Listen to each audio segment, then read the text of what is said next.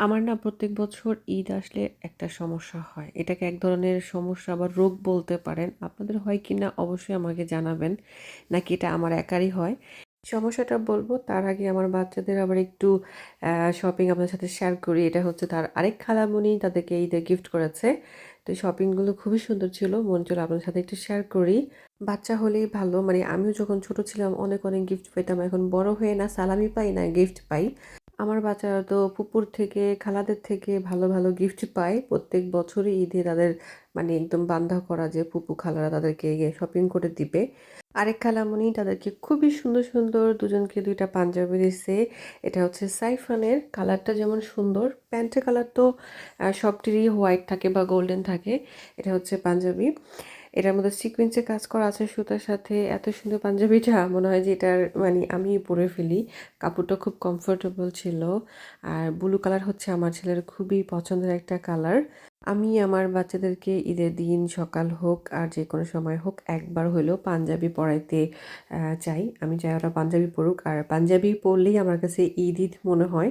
কারণ ছেলেদের অন্যান্য ড্রেস পরলে নর্মাল দিনের মতোই লাগে। আর এটা হচ্ছে সায়ানের, দুজনেরই মানে খুব সুন্দর লাগবে দুটা পাঞ্জাবি পরাইলে। কালার দুটোই অনেক সুন্দর, আমার কাছে এত ভালো লাগছে। এটা পুরো একদম কটনের মধ্যে পরে খুব আরাম পাবে। আর এটা হচ্ছে সাফিরের, ওর তো আর পাঞ্জাবি ওরকম পাওয়া যায় না, আর গেলেও ও পাঞ্জাবি পরবে কি না, আপু ওর জন্য খুব সুন্দর কিউট একটা ড্রেস দিছে। আমার কাছে মনে হয়েছে এটাই ভালো হয়েছে, ও কমফোর্টেবলি সারাদিন এটা পরে থাকতে পারবে। ওর জন্য অলরেডি আমরা একটা পাঞ্জাবি কিনেছি, সেটা শেয়ার করেছি আপনাদের সাথে। আমার সমস্যাটা আপনাদের সাথে শেয়ার করি। প্রত্যেক বছরই না আমি যখন শপিংয়ে যাই নিজের জন্য শপিং করতে কিছুই খুঁজে পাই না। কিছুই ভালো লাগে না। তারপর কোনোরকম একটা কিনে নিয়ে আসি। কিন্তু আমি যখন অন্য কারো শপিং দেখি তখন আমার কাছে তাদেরটাই ভালো লাগে। তখন মনে হয় আপনি এটা কোত্থেকে নিয়ে আসলেন? এত সুন্দর হইলো আপনারটা, আপনারটাই ভালো হইছে, আমারটা ভালো হয় নাই। মানে অন্যের শপিং আমার খুব পছন্দ হয়। গতকালকে আমি আমার একটা ফ্রেন্ডের বাসায় গেছি। ওর ড্রেসটা দেখে আমার কাছে অনেক ভালো লাগছে। কিন্তু ওই ড্রেসটা যদি আমি দেখতাম তাহলে আমার কাছে ভালো লাগতো না। আমি ওই সেম দোকানে গেছি, সবকিছু দেখছি, আমার একটা ড্রেসও পছন্দ হয় নাই। কিন্তু ও ওই দোকান থেকে ড্রেসটা নিয়ে আসছে, ওরটা দেখে আমার ঠিকই পছন্দ হয়েছে। এরকমই হয় আমার সাথে। আমার নিজেরটা আমার ভালো লাগে না, অন্যের শপিং আমার খুব ভালো লাগে। তখন এত ভালো লাগে মনে হয় ইস! আমি একটা নিয়ে আসি।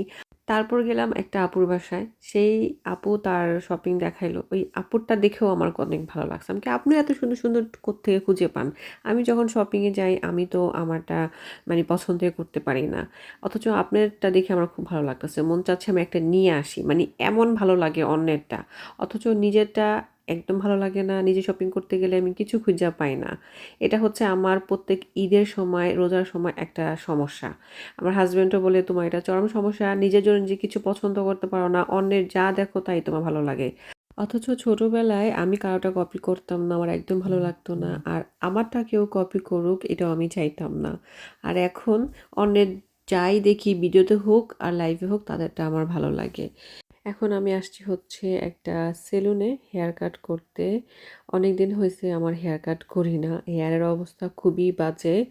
নিজে হেয়ার কাট করতাম। কখনো আমি সেলুনে এরকম যাইতাম না। কারণ নিজে পারি দেইখা। কারণ আমি নিজেও তো বিউটি সেলুনে অনেক বছর কাজ করেছি দেশে এবং এখানেও। বাট পরে চিন্তা করলাম যে এখন একটু হেয়ার কাট করে আসি। হেয়ারটাকে একটু ভালো করে একটু প্যাম্পার করে আসি। ভালো লাগে না এভাবে নিজে স্ট্রেট করি, সামটাইমস লেয়ার অ্যান্ড ফিদার করি। তো হেয়ার কাট করলাম।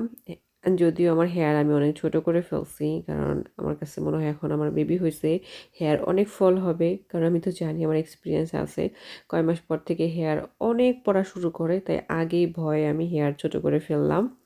তো এখান দিয়ে যাওয়ার সময় দেখতেছি এই গাছটায় এত সুন্দর ফুল ফুটছে এবং খুব সুন্দর স্মেলও ছিল। একটু ভিডিও করলাম।